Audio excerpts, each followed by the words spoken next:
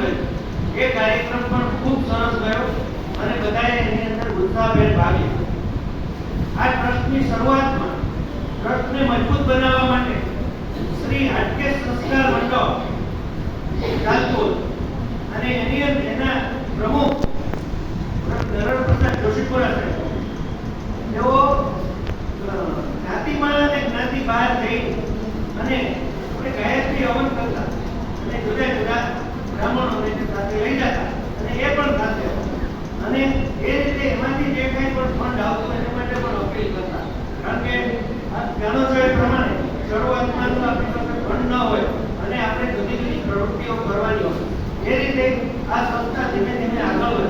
એની અંદર જે જૂના ટ્રસ્ટીઓ મને યાદ છે એમાં અત્યારે મકરંદભાઈ અમારા સૌથી જૂનામાં જૂના ટ્રસ્ટી છે અને તેઓ આપણને માર્ગદર્શન આપી રહ્યા. આ જે ટ્રસ્ટ છે એ ખૂબ સારું કાર્ય કરી રહ્યું છે. એના ટ્રસ્ટીઓની નિષ્ઠા એ એની પ્રતિષ્ઠા છે.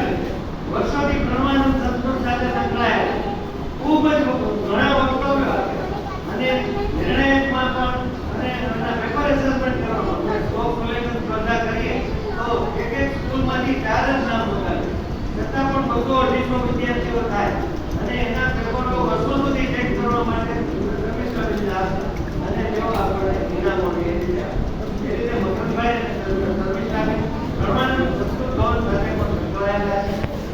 તો આ તકે જાન્યુઆરી મહિનાની અંદર પ્રમાણિત સંસ્કૃત ભવનમાં સંસ્કૃત સ્તોત્ર પૃથ્વીનો કાર્યક્રમ છે અને એની અંદર પણ હું આપ સૌને અપીલ કરું છું કે તમારા આપણા બાળકો એની અંદર ભાગ લે. આપણો પ્રમાણિત સંસ્કૃત ભવનનો મોટો જે નસો સિસ્ટમ છે સંસ્કૃતિ છે.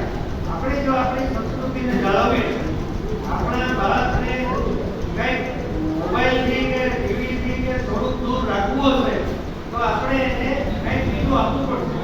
તમે ગાંધીજીને જુઓ કે એક નેગેટિવ વાત કરતા હતા કે આ નહીં કરવાનું છે સામે હંમેશા એનો એક પોઝિટિવ વસ્તુ આપતા.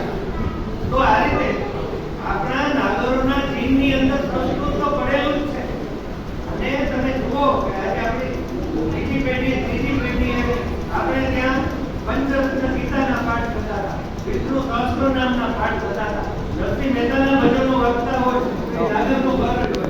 તો એ આપણા સંસ્કારો પર વિદેશી સંસ્કૃતિએ આક્રમણ કરે અને એનાથી આપણે બચી શકીએ તો એ આપણે બચી શકશું અને તો જ આપણે આગળ આવીશું. આ ઉપરાંત આપણે બીજું ઘણું કરવાનું છે. એ એમ કહે છે કે જ્યારે શિષ્ય ગુરુને ત્યાંથી વિદાય લેતો હતો ત્યારે એને કહેવામાં આવ્યું કે માતૃ દેવો ભવ, પિતૃ દેવો ભવ, પછી કહ્યું આચાર્ય દેવો ભવ, પછી કહ્યું અતિથિ દેવો ભવ અને પછી કહ્યું પરસ્પર દેવો ભવ.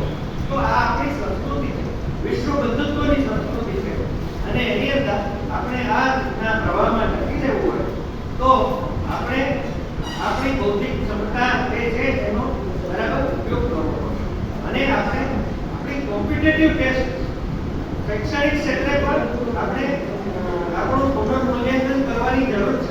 આજથી વર્ષો પહેલા આપણા જે પરિણામો હતા અને આજના પરિણામો છે એની અંદર આપણને ચોક્કસ લાગે કે કાંઈક ખૂટી રહ્યું. તો જેમ આપણે હવે એક વખત એવો આવ્યો છે કે બીજી જ્ઞાતિઓ જે કરે છે એનું અનુકરણ કરવાની જરૂર છે.